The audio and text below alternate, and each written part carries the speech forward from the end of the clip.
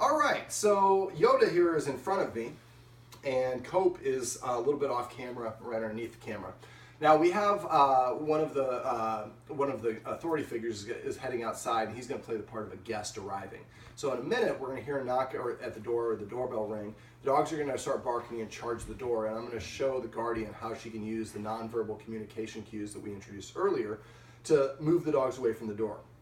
Now, security for the pack is typically handled by an authority figure in the dog world. So if we take over control of answering the door and the door answering ritual, that really elevates us as more of an authority figure. Now, I've established a line on the floor. Now, the floor here has tiles, so there's a line. I'll point it out. And I'm going to address the dogs every time they cross the line. Now, they're both probably going to be at the door in front of me. I'm going to work on them one at a time. All right, so let's go ahead and just kind of follow behind. And you want to come right over here. Now, normally, is there more barking? Yeah. Okay, there we go. So now I'm going to focus on one at a time. Right now, I'm going to focus on Yoda, because he's closer. So I'm not letting him pass me. There we go. The line that I'm establishing is right here on the floor.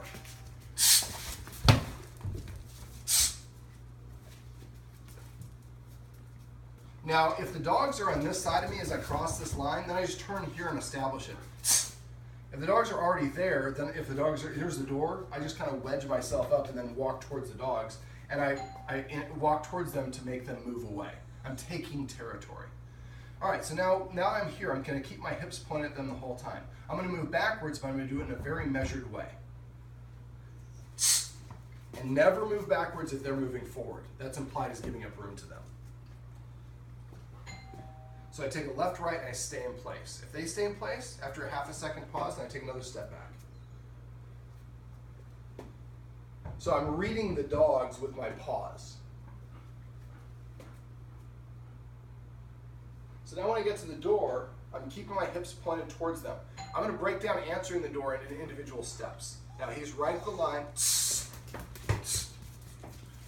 So I slowed down a little bit because it was Yoda, but you don't want to. You want to be rushing. But I mean, that's how fast you can do. And you saw they both moved away. Right. I take a big step back. Now, if either one of them sits or lays down, take a giant step backwards simultaneously.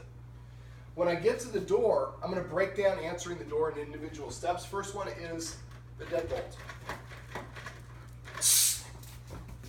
So I want him to practice that individual step because that's a trigger. He hears that and he knows the door is about to open, so I'm going to come forward. That's like how he cheats, essentially. There we go. He sat down. That's beautiful. So I keep my hips and shoulders pointed at them. Okay, so now I'm going to go to the doorknob. I want to make a big racket, so I want them to hear it and understand that just because they hear it doesn't mean they're going to come in. Now the next step is I open it a crack. And again, read the dogs. They stay in place. Then I keep my hips pointed here, and I usually shift to the other hand and open it behind me like this. Now this isn't appropriate to answer the door with your butt facing the door. So what I would have you do is when your roommate or your boyfriend or a family member or a friend comes over, have them practice. Hi, can you hang on for a second before you come out? Yeah. You want to make sure that we practice this so that we know who the person is, so we don't have the impetus of rushing the door. But if it's normally our dogs are barking, we don't want our guests to hear the dogs barking, so we rush. That tells the dogs there's something wrong. So now I jiggle this handle. And again, I'm going to address it if they cross that line. They don't, so I'm going to open it, invite him to come in. I'm going to step in front of him. Now, if they challenge more, then I might move a little bit past the line. Now, I'm going to have you stay back by the door if you could. Sure. Now, I'm not going to, oh, I'm sorry, the line is here. That's why the tape might help. So the dogs are not allowed to interact with the guest until your guest crosses that line.